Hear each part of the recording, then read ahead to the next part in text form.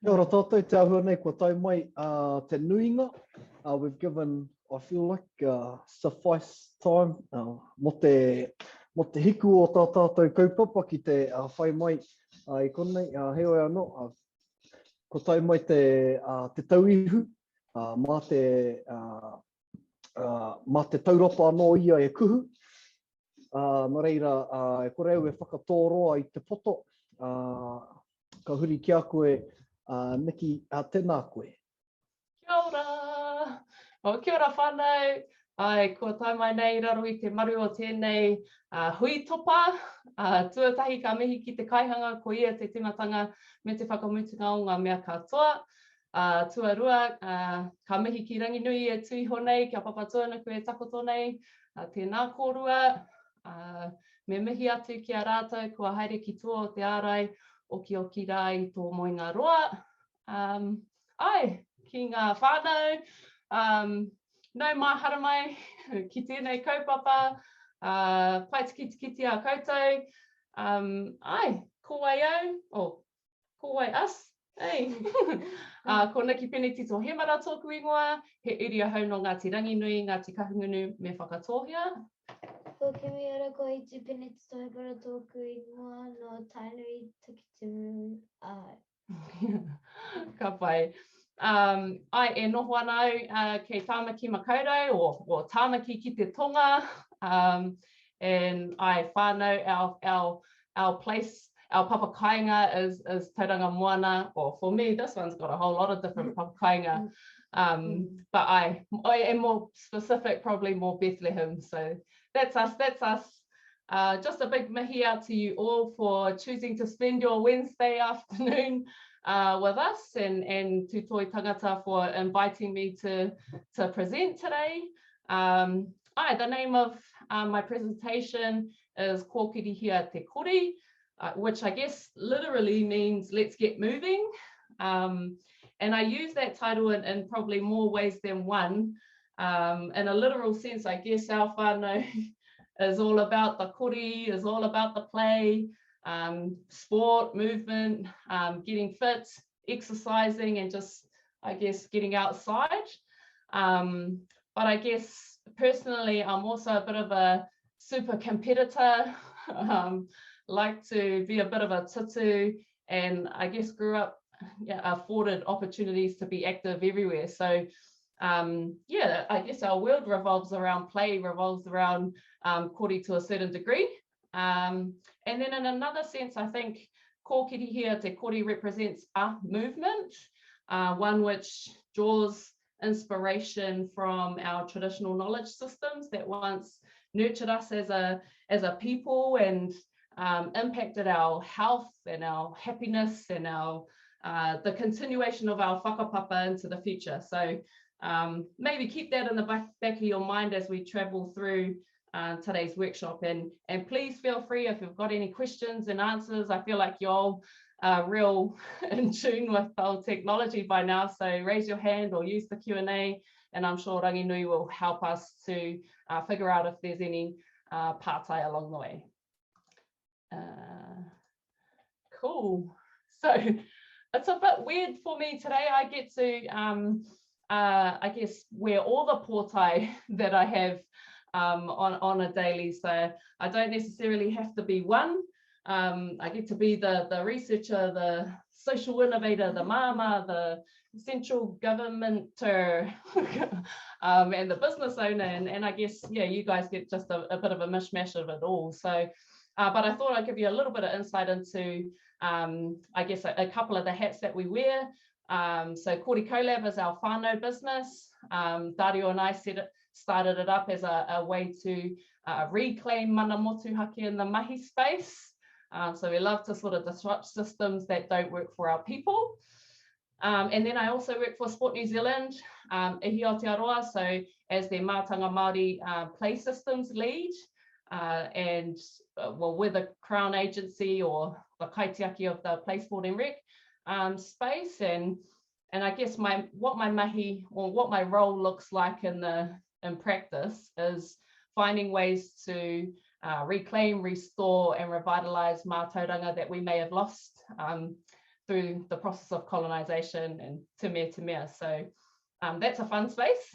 I'm a ringaropa too for the Oi Collective, which is a Māori social innovation collective of wahine, and we specialize in sort of cultural design, social innovation, and bring to life, I guess, the lived experiences of our whānau out there in fun, creative ways.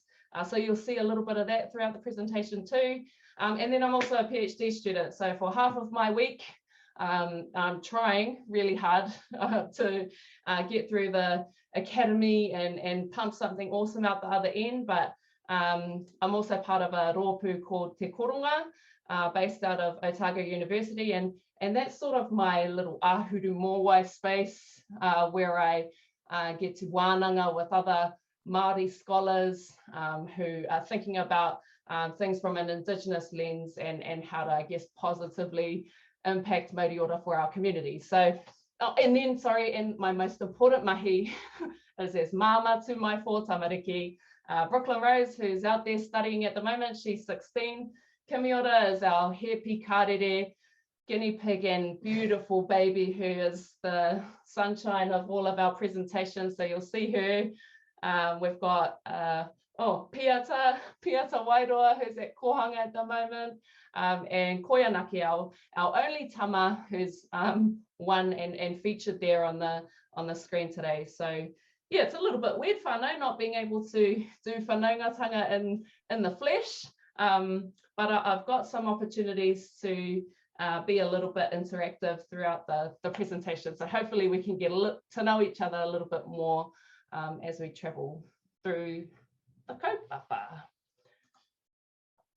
All right, so for our session today, I wanted to focus on kori and probably more broadly Takuru Māori. And so I've done this probably a little bit out of character for me. So I'm really actually pretty opposed to defining specifically what physical activity or play or sport actually is, because I guess I'm of the belief that it's personal, it's environmental, so it's reflected on the places that you occupy or that you live. It's natural, it's organic, it's creative, and so defining sort of just doesn't really make sense because it starts to begin to put things into boxes and silos.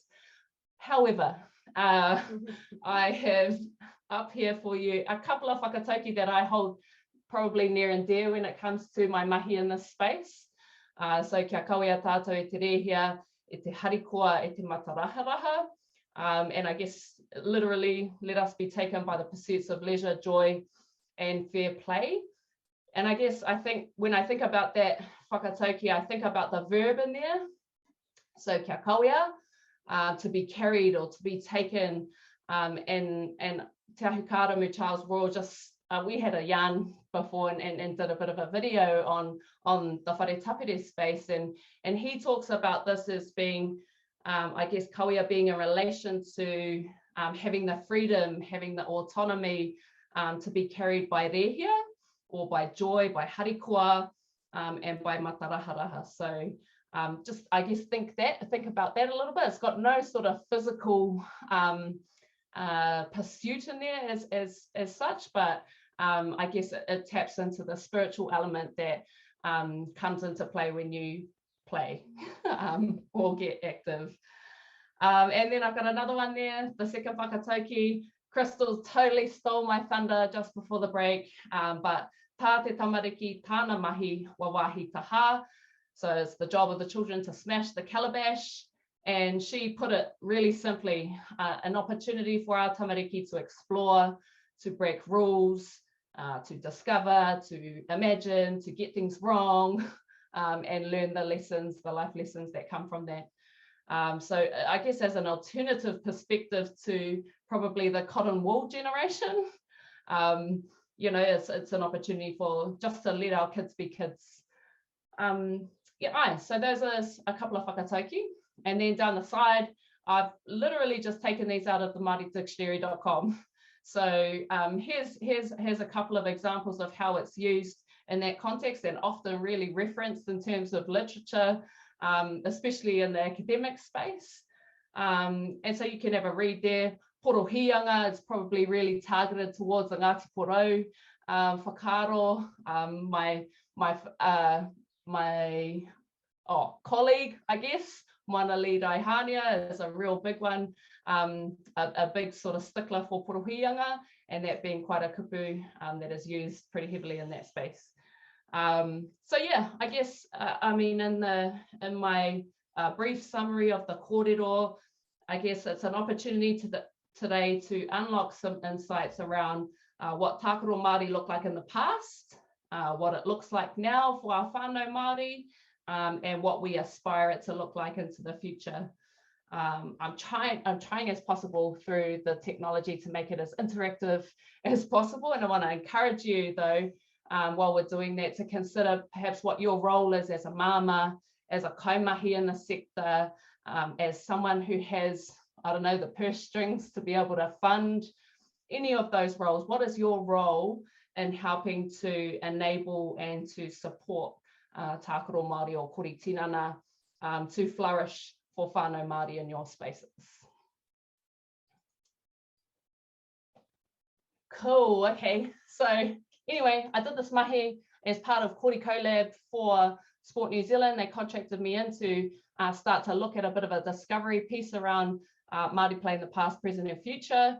And I started the mahi off by having a look into traditional and contemporary practices surrounding kori and Takuru. And so in the development of that, yeah, I did a literature review, and one common narrative across all of those spaces that you see on your screen today was a desire to retain, reclaim, and restore traditional practices surrounding play. So I'm probably talking to the converted here. I see heaps of our hop whānau on here who already know all of these things inside and out, but I guess for those who don't, the whare tapere is a space that we used to engage in for a whole raft of opportunities surrounding entertainment, things like waiata, kapahaka, pūrākau, taonga tākaro, taonga puoro, ngā karetao, so puppetry, and I guess these spaces were, or the whare tapere was a place to start to begin to celebrate rehia, our joy, tākaro, play, harikoa, happiness. There were no sort of restrictions within that space. Everybody was welcome. However, they went into disuse within the 19th century, and there are revitalization efforts around the whare tapere among iwi communities today. The whare tūtaua, or the House of War and Weaponry, is a system developed originally to reclaim the art of maurako, and there's heaps trending in that space. So we've got maurako programs within kura, linked to curriculum. We've got a Māori television series called Ariki that has all our whānau within this, or our rangatahi within the wharekura space, competing to be the Ariki. So that's quite a tuning space. So is ngā taonga tākaro, so traditional Māori sports games and activities, things like kiorahi, for example, wakaama, manu tukutuku, etc. Mahi arehia, so we've got sort of, I guess maybe a little bit like less physical, or maybe more for entertainment purposes. So games and pastimes for leisure and pleasure. And I guess there's, in particular, probably, actually I might mention it, so there's a bit of a trend around new tabletop games. This is one of them. We got it for our whānau. Kaupapa, if you don't have it, you need to get it for Christmas. And those are types of kaupapa that we would include within the mahi arehia space. By Māori, for Māori sports events and annual tournaments, Pāwars, iwi of origin, national sport tournaments, I am Māori, marae games, whānau games, wikiha, all of those things are in that space as well. Māori physical activity, movement and exercise programs, of which we've already heard about a few today. So he pikarere, tapu waikura, aka yesterday with Jari, patu Aotearoa, rangatahi tu rangatira, Māori movement, all of those things. Kapahaka, you'll know that space, but there's a natural alignment, I guess, with kapahaka, and firstly probably because of the movements and the activity, and then also if you think about the hauora space, so our whānau who are in kapa, who are in their campaign towards their stage performance, there's a real shift in the sort of hauora buzz that in the lead up to their getting to the atamira. So that's another space.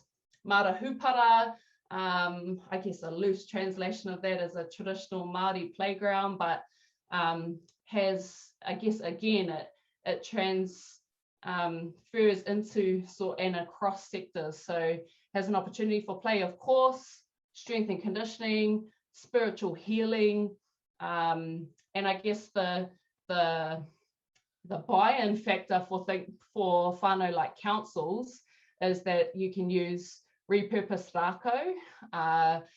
So from a climate change perspective, it is more healthy for our environment, and it has natural alignment to nature play. So that's a big buzz within the council space. And then of course, mahi ngā kai. So we've been talking about that for the last couple of days as well. Food cultivation, diving, fishing, hunting, eeling, mahi mara, all of those things encompass so many opportunities for our tamariki and rangatahi to play, and the intergenerational play happens in those spaces really well too, between our matua or even kaumatua and our tamariki and rangatahi. So we have a game, whānau. It's called Zoom in Your Room, and you have 30 seconds. So not long at all, because we don't have heaps of time, whānau. So you got 30 seconds to find something in your room, an object or something that I guess represents or symbolizes your most favorite memory of Takuru Māori, or your earliest memory of Takuru Māori growing up in today in Aotearoa. Okay, 30 seconds, go. I'm counting on our side.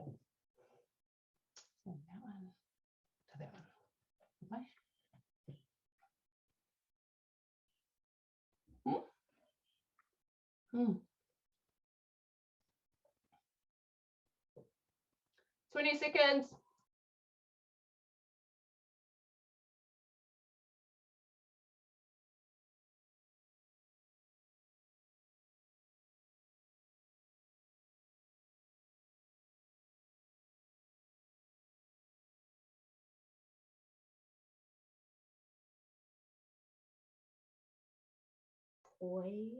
Five, 4, 3, 2, 1. Ka pai whānau. All right. So now what you need, actually I'm going to stop sharing. Ranginui and I have been talking for 5 minutes prior to the presentation, and we're going to take a screenshot of your object. So you all have to put your cameras on. I'll stop sharing and we're going to give it a go. We're going to try our technology out, whānau. Okay, we good? We all got our cameras on? Oh, cool. So we just have to hold them there for a little while at the whānau. Just hold them there for about 5 seconds so I can move to the next screen, screenshot, move to the next screen, screenshot. Nā te toko mā, there's heaps of you here. Nā reira, ka pai, kōrero. On screen done. We've got 2 more pages. Oh, and the second ka pai. Wārangi tūrua. Oh, there's always those ones there that don't want to screen share. I'll turn the camera on, it's still in their pajamas. No, ke te pai, ka pai, ko mau ia hau ena. We got it? Right, Yeah, we're totally pushing the technology thing here, whānau. Clearly we're just learning, so that's cool. So throughout the presentation, if you could put your whakaro down in the chat, what it represents for you. So what memory, like maybe try and be a little bit succinct, but ke te pai tira.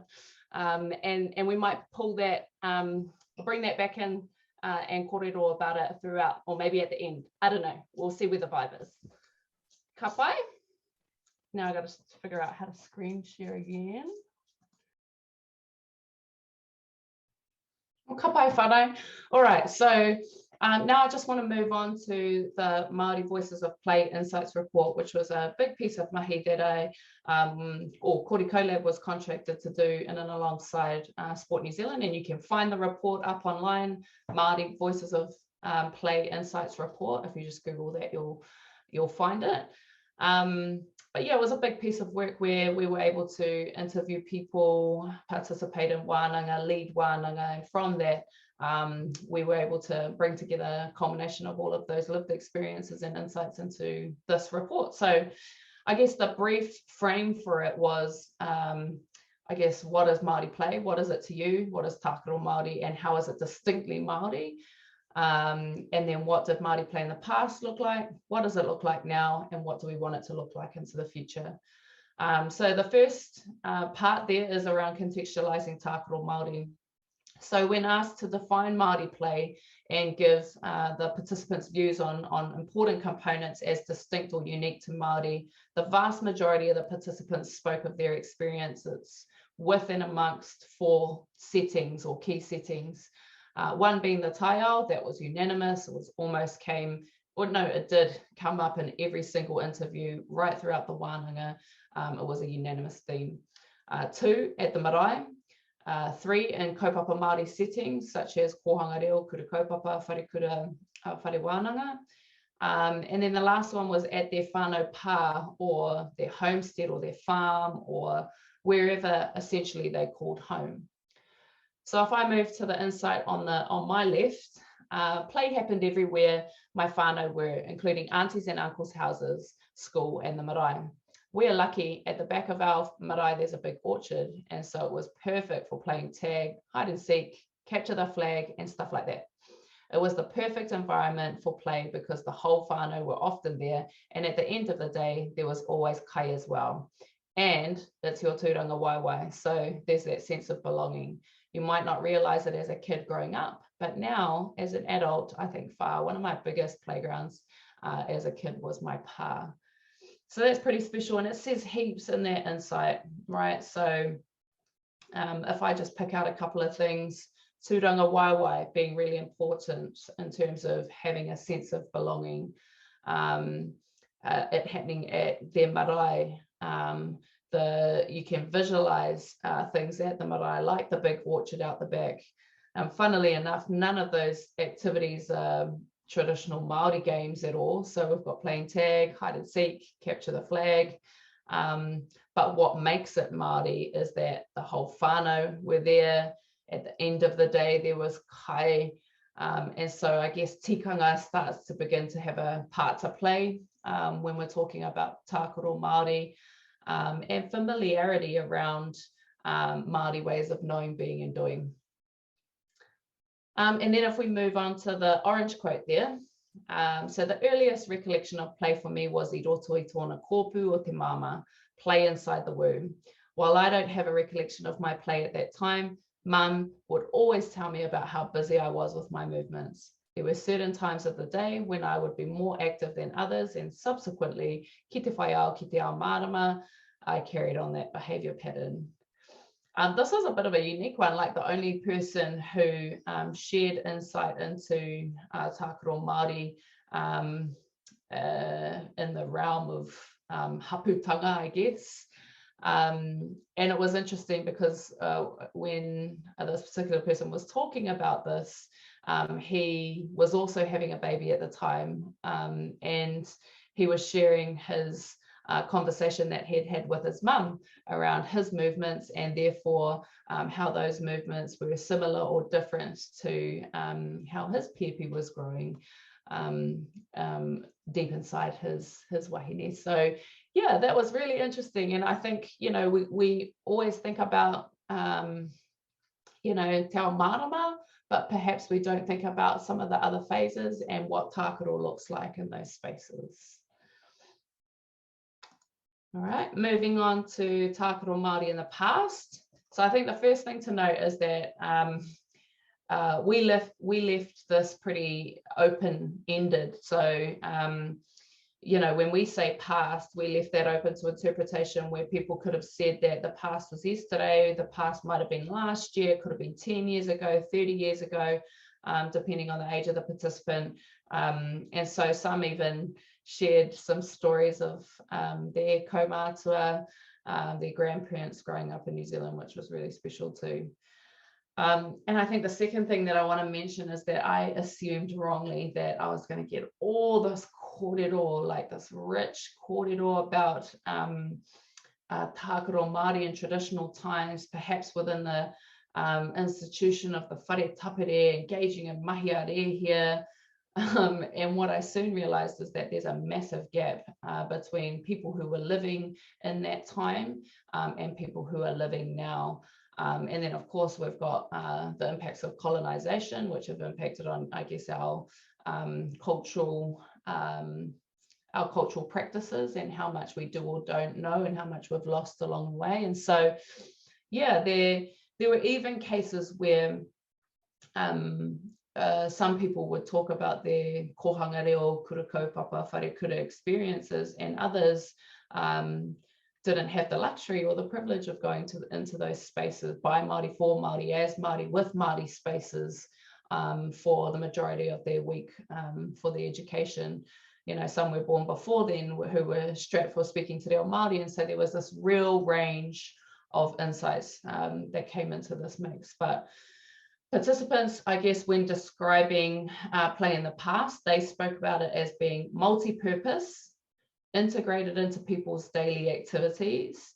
And I guess whether that's walking home from school, gathering kai, doing jobs around the house, doing jobs around the farm, play provided multiple opportunities to have fun, but also, and I underline, to learn life skills as well. So if I move to this quote on my left again, my nan and my aunties would talk about our awa being their playground growing up. Every single day after school, they would go to the river because they lived so close. At the moment, you definitely don't want to swim in our awa. It's very polluted, but I can still imagine it in my mind. There's a bridge they used to cross to catch the bus, and they used to jump off there. We had one of the biggest meatworks, and in the afternoon, the drain from the meatworks would flow blood into our river. But they would still swim there, and because the ika would feed off of the blood, one of the kasis would be fishing for kai while the kids were still swimming. So real unique, again, insight where you can sort of just, if you close your eyes, you can picture that whole thing happening. And I guess what I want to emphasize there is the fact that, you know, play happened on the way. It wasn't something that you had to schedule into your time, you know, frames, or had to make sure that you blocked out time for, and there was structure around that. It was just something that happened really naturally and organically. And then, you know, we saw an opportunity to catch fish along the way too. So now we can play and have a kai and learn like we were saying before, learn those life skills. So I thought this would be a cool opportunity to start to think about Takuru Māori in the past. And I want you guys to get your toda out, or your string, and I want you to start to think about, I don't know, reminisce on the string games that you used to play back in the days. Some people had cups and saucers. Some people could do the 2 of diamonds. Some people could do the 10 of diamonds. Have a little think about that. Here's my baby. Here's Kōkirihia. And so she'll help us out a little bit. But I guess I just wanted to mention that we'll be scratching the surface a little bit on this, just because we're a little bit constrained for time. But I've been in Wānanga recently with Dr. Hauiti Hakopa. He's a massive rangatira in this space, and certainly one driver of the revitalization of this kaupapa of mahi whai. And also not just, you know, doing the string games, but actually unlocking some of the tupuna wisdoms, or helping us to unlock our tupuna wisdom around the use of whai as well. I believe he's doing a toi ako webinar for toi tangata in the near future, so definitely look out for it and sign up. He's the rangatira, I'm totally just the student here. But if I provide a little bit of context around mahi whai, so it was a staple feature and activity within the whare tapere, which we've already talked about. I guess flax was traditionally used, but we're getting a little bit flash these days. Whānau, we are using all sorts of different string. I've got coloured rainbow string, we've got nylon, we've got braid. And so, yeah, grab your string out of your pack. The first question that I'm always asked is, how long is a piece of string? No pun intended, but essentially it's about 2 meters, just over normally, and it just depends on how tall you are and how big your hands are, but that's a good gauge. Lots of people that I've been working with like maybe have their string about this long, and it's really hard to sort of do some of the figures, so it does have to be long enough to do that. And yeah, just maybe while I'm having a kōrero, have a little tutu around. What can you do? What can you remember? What's coming back to you when you grab your string? What are some of those, I guess, ancestral wisdoms that sit inside you that, you know, you can feel are there, but they're not sort of coming to the fore, or maybe they are? Yeah, really just think about those things, both consciously and some of the unconscious movements that your hand is making. For example, this one, like lots of people, when they pick it up, they're like straight away, they do the index finger through the middle. So I guess in terms of mahi whai, I'm a big believer that it has a superpower. It's a bit of fun, yes, but 5 figures for Māori held pūrākau, they held kōrero tuku iho, and they enabled the transmission, karakia, they enabled the transmission of mātauranga Māori across generations, and it still does. It's still doing that, and I think that's probably one of the biggest things that attracts me to mahi whai, is the ability for it to transmit whakapapa, transmit pūrākau, transmit karakia, and it's kinesthetic, so it helps me remember, right? So have a think about it. Figures, we're given names, many of them represented certain events within our creation narratives, our pūrākau. You can do individual whai, you can do whai in pairs or in groups. So there's a couple of figures where you sort of do this one and then someone comes in and uses their hands. But I guess my penultimate experience was with Wiramu just this year, where we did mahi whai with a massive belay rope. And if you were ever skeptical about whether there was any sort of physical activity or ability to be able to get your heart rate going, you need to do it with a big belay rope, and then you'll figure that out. But yeah, there are karakia, of course, to go with our mahi whai, and it's just a really good way of retaining our knowledge in the form of incantations. So let's think about perhaps one of the figures. So I just chose this one, Te Herenga i te Rā. So Te Herenga i te Rā, or in other words, how Maui, the pūrākau about how Maui slowed the sun down.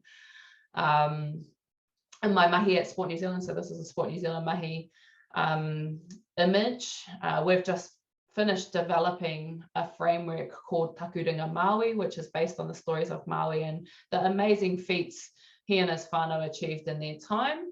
And so, yeah, this image is from our play strategy that's going up to board in a week or so, which talks about the characteristics and traits of Maui Pōtiki and his 4 brothers, Maui Mua, Maui Roto, Maui Taha, Maui Waho, as well as their mother Taranga and I guess their endeavours to slow the sun, Tamanui Te Rā. So if you grab your whai, chuck your cameras on whānau, And let's have a little go. So if I just break down the kupu herenga, meaning to tie or to tie up, which is really perfect because we've got the image there to remind us and symbolizes, I guess, that this bond or commitment, and te rā, which of course is short for tamanui te rā, our ancestor, the sun. So please feel free to embrace your inner Maui. And to begin with, we need the tauta on either hand. So through the middle there, and I want you to grab your kōrero on either hand and go through the middle. So here we are, and you should have 3 loops, tahi, rua, toru. And then the top loop is io nui, the middle loop is io roa, and the bottom loop is io matua. So a real common first figure in preparation for some of your other mahi, right? Now I want you to grab your kōnui, and I want you to come all the way down to the second to last string on your kō'iti and pull that back. So it should look like this. Now what? And then you need your kōroa again, and you need to come to this top string here, which seems to be bluey purple. You want to go under it and pull that back. And if you just pause there for a second, so it should look similar to this, and you close your knuckles and close your hands, you should have 2 on your kōroa, on your index finger, and 2 on your thumb. Ka pai? All right, now what we want to do is we want to pull the string that's on your kōroa furthest away or closest to your knuckle. You want to pull that over and tug. Same on the other hand. So for me, that's orange. You're going to pull it over, tug, and then you're here. Ka pai? All right, now we've got to do one last thing before it gets a little bit exciting. So see this top string here, or these 2 on either side. You want to pull that over your thumb on either side. So blue, pull it over your thumb on either side. And then you can start to begin to see the little trap that you're beginning to make. So if I just close my hands now, you've got the 4 brothers. So you've got Maui Mua, Maui Roto, Maui Taha, Maui Waho. And then down here in your pinkies, so if I just let that hang for a second, this one here is Maui Pōtiki. So if you grab Maui Pōtiki in your mouth now you can see the snare that caught the sun. So you want to get someone to put their hand in there, grab your child, grab your colleague that you don't like, and then get them to put their hand in there. And then if you flick your bottom fingers into that little loop and pull, tahi, rua, toru, there you go. That's Maui catching the sun. And then you can leave it there for a little bit, especially with your tamariki. I like doing this with my tamariki, and I like to have a yarn about the pūrākau. So it's a really good point in time to say, well, why did Maui and his brothers decide to slow the sun down? And, we have a yarn about that. And then it's just like, well, we wanted more time in the day to be able to do our mahi, do the things that we wanted to do, play, for example. We want more time in the day to play, to eat, to share stories, to do our mahi. And so you talk to them about that, and then you release them, and then that's the sort of 5 figure. But you can see, hey, how if you integrate parts of the story into it, where they can see, the figures start to represent the brothers that we're talking about. People can start to see, if I put my hand in there, it's going to get trapped. And you can start to begin to build your pūrākau on from there. So have fun, whānau. First of all, just go back and remember all of those cool things that you used to do as tamaiti, as tamariki, and then build on those. But that's just one example of mahi whai. Cool. And then I guess if we shift now from the past into the present and into contemporary today, when we asked the participants to describe their current reality of Māori play, there was this undertone in the kōrero that play in the past was better, less structured, more autonomous and more Māori than play now or play in the present. And that's reflected in some of the comments that you can see on the slide there. So play now is colonized. I feel like play is now overly structured because our lives in urban settings deem it so. There is so much in our modern environment that has impacted negatively on our Māori ways of playing. We don't live in villages where we have the same opportunities to connect with whānau easily. So play is now isolated to our social settings, which are less whakapapa whānau based. For example, engaging with our neighbors, our work friends, or our kura friends. And so this is almost the opposite, to this insight here, where it was really natural, organic, it happened on the way, it wasn't overly planned, we made the most of it, we were learning life skills along the way. Here, we start to begin to think, well, actually, yeah, our lives have changed, time is of the essence, we're always time poor, and so now we're actually having to block out space within our day to be able to play. And then this other one on the left, on my left, there's plenty of parks with playgrounds, but very few that are developed from a kaupapa Māori perspective. If I think about places and environs, I see a proliferation of non-Māori places. So again, a bit of a call, bit of a karanga to say, we really do want things that look like us, that connect us, that are tāna based.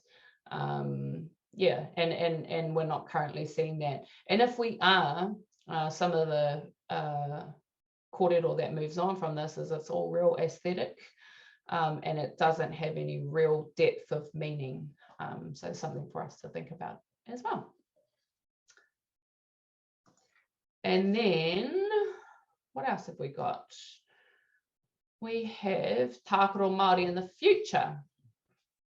So when asked to describe future aspirations for Māori play, considerable discussion centered on ways to explore and solidify a strong cultural identity for Māori.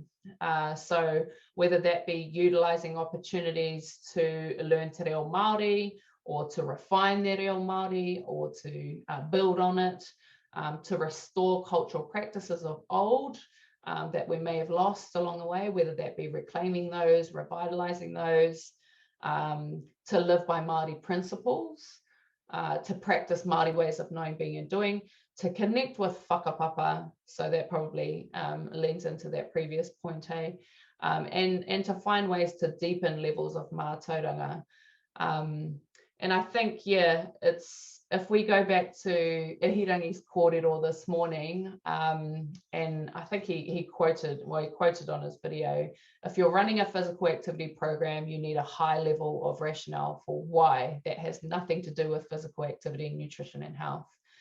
We Māori have shown for the last 100 years that these are not drivers for us, but mātauranga Māori is, because it's a pursuit of knowledge. And I think that's the difference for us when it comes to Māori play. If it has a connection to te reo, if it has a connection to whakapapa, if it has a connection to karakia, pūrākau, all of these things that help strengthen our Māori, then therein lies the sustainability of kaupapa such as mahi whai. So that's the sustainability element for me. It's not that I'm learning a string game necessarily, like the Two of Diamonds. I mean, I'd learn that from YouTube and then I'd get bored straight away.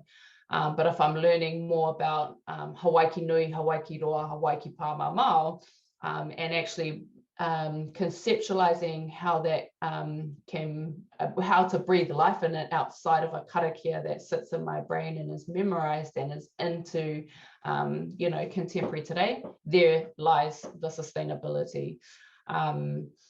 And I think if you think about some of those pūrākau that we share, like how Maui slowed the sun, we can start to think about the kurahuna that sit in there. I know Wiramu will be talking about it tomorrow, but you know, how much physical activity or physical expenditure was required to achieve a feat such as slowing the sun down. You know, we can talk about after the fact, but prior to that, it actually is a pursuit of mātauranga Māori, or, you know, really practically, we want more time in the day to be able to do what we want to do.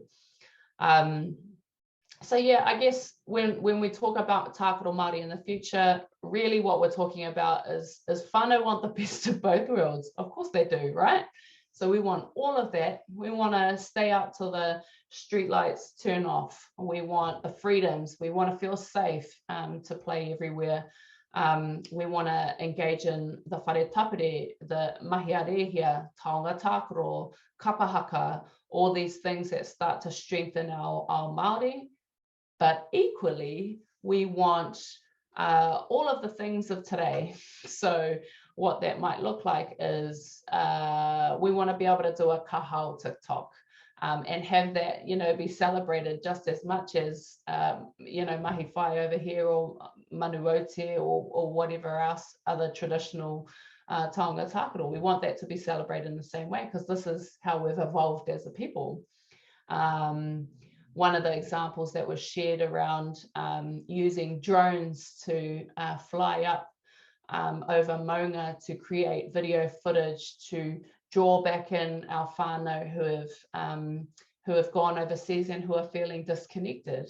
You know, they want that too. We had Korowali and a nephew of ours who was sharing their kōrero around a traditional Māori game, pōtaka. It's a little spinning top, and Korowali was telling us, it's a little spinning top. You get a flax leaf, you shred the back end of it, and you use it to whip the wooden spin top to keep it going. And Tāna was like, when we asked them to share some of their experiences around play, Tāna shared with Korowali, it was just like, we know those koro, like, but we call them Beyblades. And so it's this real just special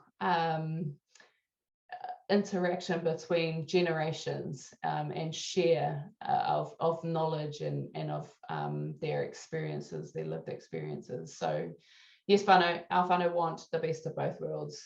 So if I have a look at this quote on the side, play offers a great opportunity to enhance our te reo Māori, restore some of our mātauranga, especially considering that there is a lot of interest in that these days. We just need to use that interest and get people moving as a result of that. Other things, virtual reality, augmented reality, going on a hikoi down the awa perhaps, and then having a QR code that pops up, one of the kaitiaki from the area that talks about the awa and some of the ecosystem that lives within that space. You know, all of those things, our whānau now want it all. And of course, they feel it, right? There's still a unanimous theme around taiao, so a connection to that was really, really important.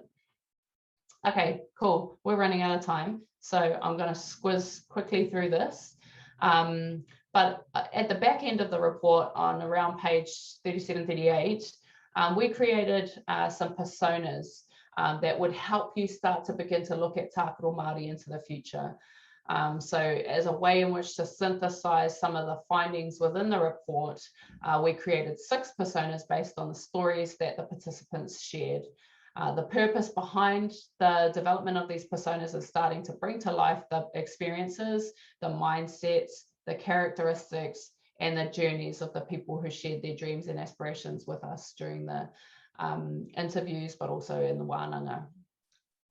And so they represent a range of Māori voices across a range of ages and stages of development when it comes to aspirations for Māori play in Aotearoa. So the aim is to use these personas. I'll show you one so you can start to see it.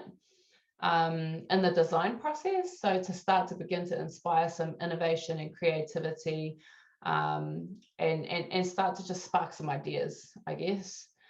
So here's one here. This is Pieta. This is based on our second to youngest daughter.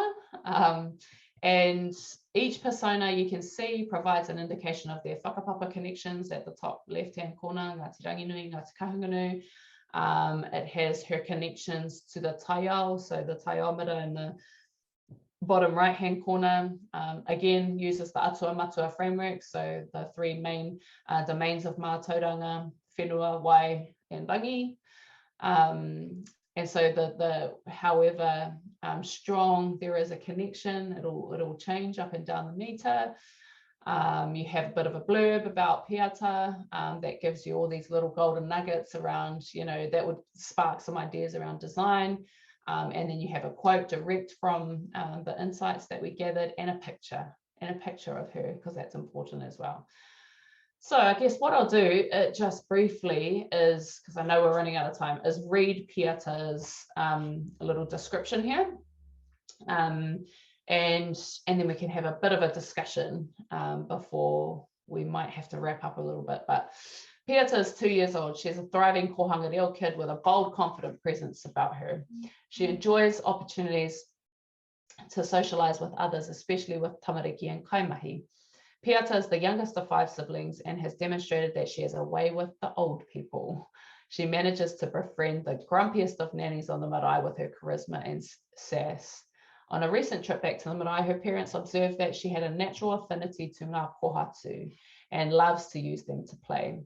In the months after she was born, her parents took her to the water and discovered that she wasn't so much a fan. Instead, she jumps at any opportunity to be outdoors and is known to love a good hikoi in the ngahere. At home, Piata can often be found belting out a good waiata or haka, and has recently taken a liking to karanga mo te kai.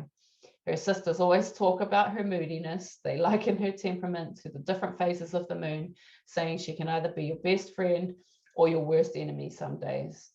Her mum has recently introduced a limited amount of screen time on her iPad, however, has noticed that Piata stays glued to the screen and chooses to block out everything else around her. She also has tantrums when asked to give it back or to put it on charge. So I guess if we had the time, I would get you into groups perhaps, or into peers.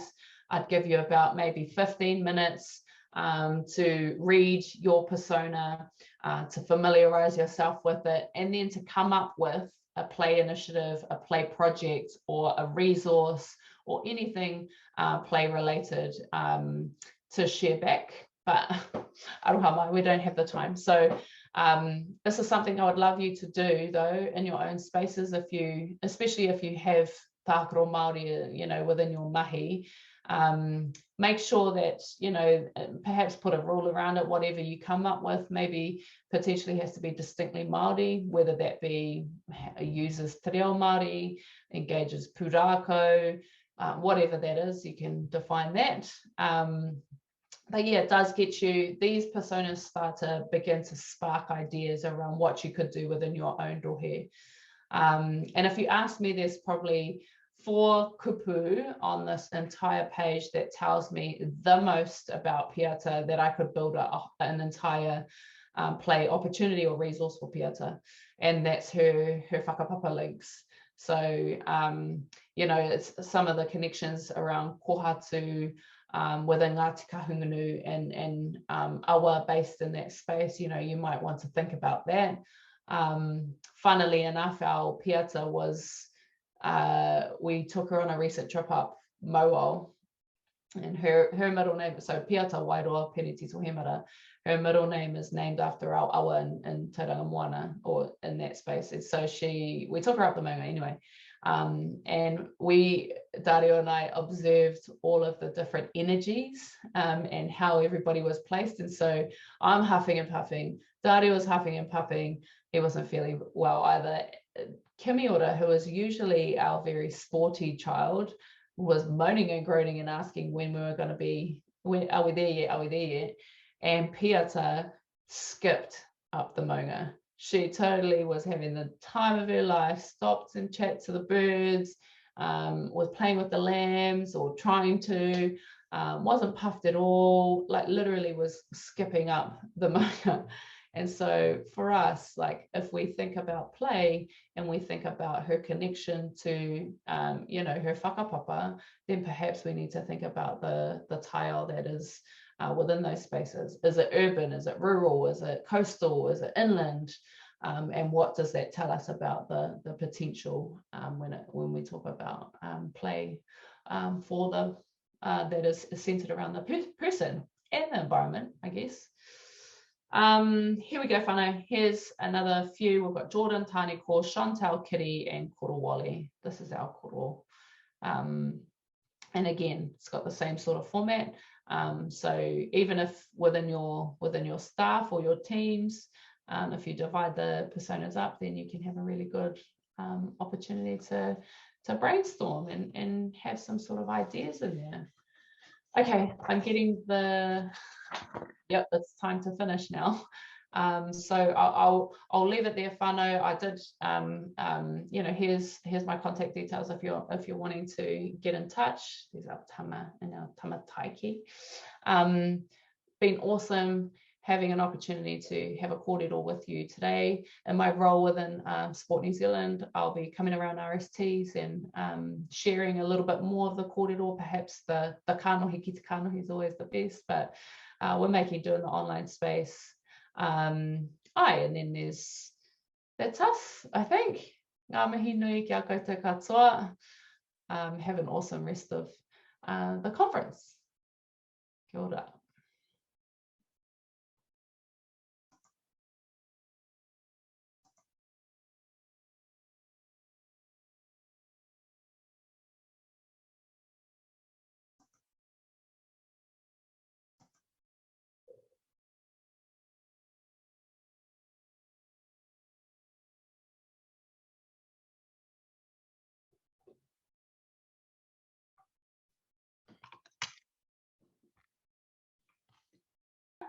Kia ora, tēnā koe Nikki, tēnā koe i o Kōrero. Tere mana haukoti o Kōrero, and nō reira I tukua kia haere. It's lucky you sort of know the CEO of Toi Tangata a little bit, nō reira. I'm sure you guys can sort that out. Heoi anō, mehena he pātai a koutou, he kōrero anō a koutou. Tēnā tukua ki ngā kaimahi o konei, and we'll be sure to feedback to you guys, give you guys feedback me te whakauti a koutou pātai. Ka pai, nō reira mai konei, ka haere tātou ki te ātea, mahi ai, kia pai te rā, kia ora rā.